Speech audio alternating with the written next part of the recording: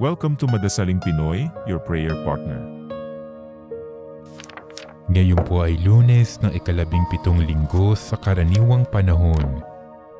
Ang mabuting balita ng Panginoon ayon kay San Mateo.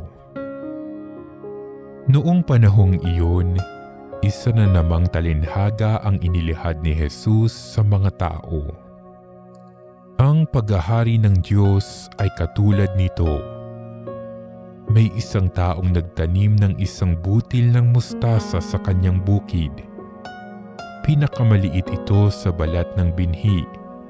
Ngunit kapag natanim na at lumago, ay nagiging pinakamalaki sa lahat ng puno ng gulay.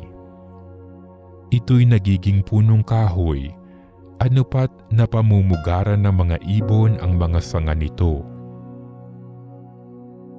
Nagsalaysay pa siya ng ibang talinhaga.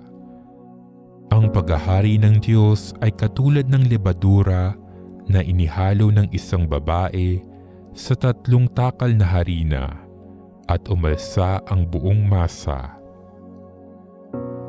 Sinabi ni Jesus sa mga tao ang lahat ng ito sa pamamagitan ng mga talinhaga at wala siyang sinabi sa kanila nang hindi gumagamit ng talinhaga.